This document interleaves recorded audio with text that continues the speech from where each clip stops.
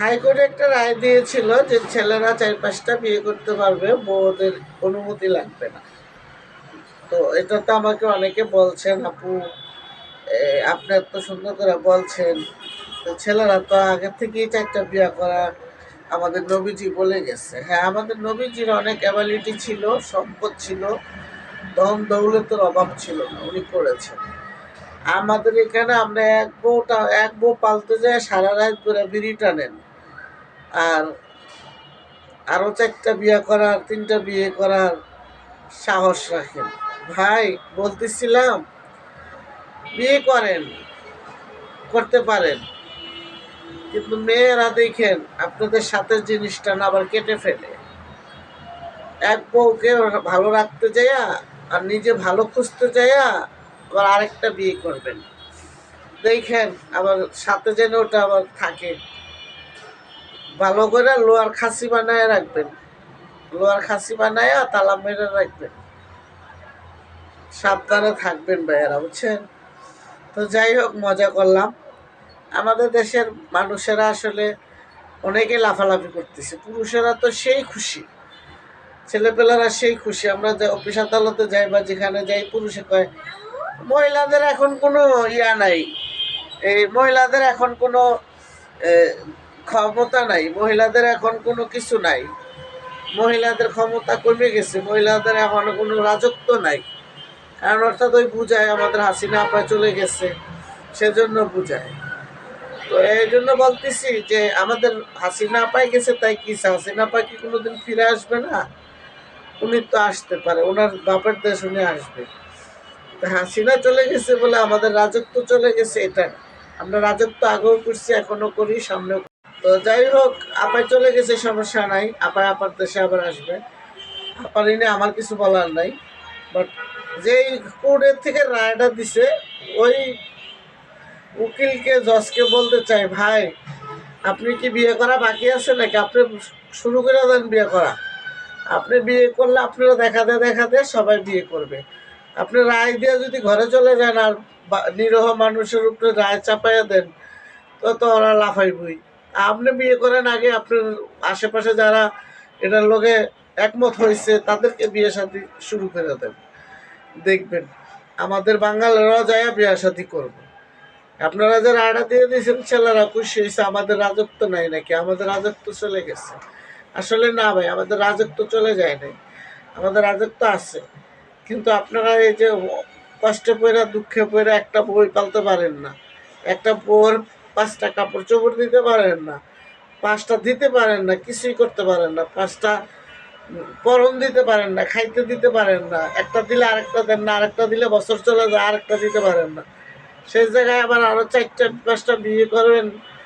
আদালতে রায় দিছে, কত নাচানাচি করেন, অনলাইনে আইসা, সামনে আইসা, পিছনে আইসা খাওয়াইতে পারেন? একটা নিয়েই তো সারা রাত বিড়ি টানতে টানতে সময় যায় না। আবার আরেকটা করবেন, আরো 4টা করবেন, সেই স্বপ্ন দেখেন।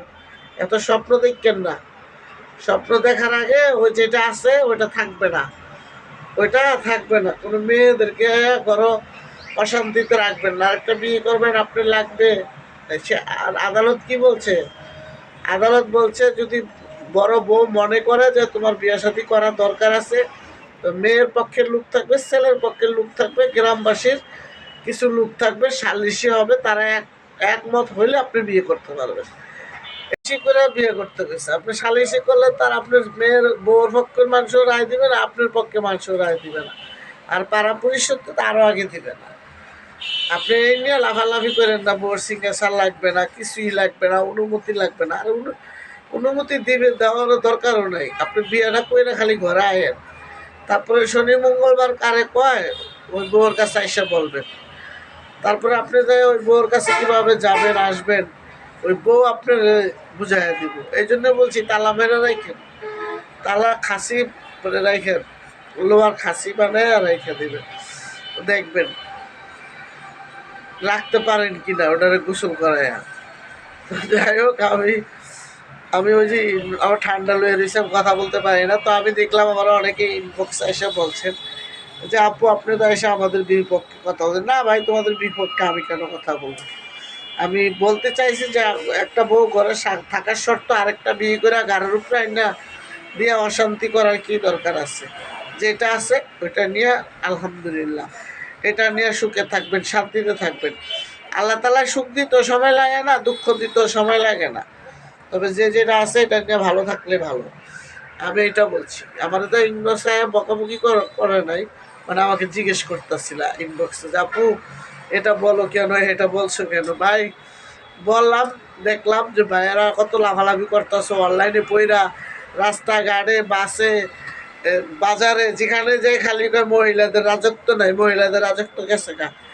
আমাকে হাসিনা পারলো আম করে মিলা, হাসিনা পাই গেছে গা, তাই কি হাসিনা পাই কি আম করে লেগে গেছে? আমাদের দেশে আমরা আছি, হাসিনা পা হাসিনা পার দেশে আসবে। আমরা রাজত্ব হাসিনা পাড়া আমলেও ছিল, এখনো আছে। আমরা রাজত্ব কেউ নেয় নাই। তবে হ্যাঁ, আপনারা যদি বিয়ে শাদী যে করবেন সাবধানে থাকবেন। 4টা 5টা বিয়ে করার আপনার অ্যাবিলিটি যদি থাকে, ধন সম্পদ দৌলত, তাহলে আপনি বিয়ে করতে পারবেন, এটা জায়েজ আছে। কিন্তু এই ঘরের প্রথম ওয়াইফকে আপনি অশান্তিতে রেখা আপনি এই বিয়ে শাদী করবেন, তারপরে এটার ঘরে গেল, হেটার ঘরে গেল, লাস্টে আপনি রাস্তায় রেখা নৌকা ডুবাইয়া খালি গোসল করবেন। কাজ হইব? কাজ হইব না। সুখে শান্তিতে থাকতে হলে যেটা আছে এটা নিয়ে সুখে শান্তিতে থাকবেন, দেখবেন আল্লাহ তালা আপনার সময়টা, দিনটা পার করে দিবে।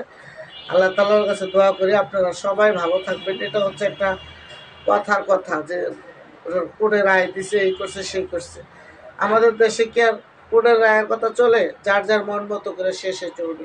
কেউ যদি মনে করে আমার ওয়াইফ অসুস্থ আছে বা আমার ওয়াইফ জন্য আমার একটা পুরুষ লাগে, আমার ওয়াইফই তো আমাকে বলবে। তো সবাই তো আর খারাপ না, সবাই মন্দ না। কিছু মানুষ আছে ভালো, কিছু খারাপ থাকবেই। ভালো জায়গা যে জায়গায় আছে শয়তান ওই জায়গায় ঘুরবেই। তো ভিডিওটা আমার আজ এই পর্যন্তই।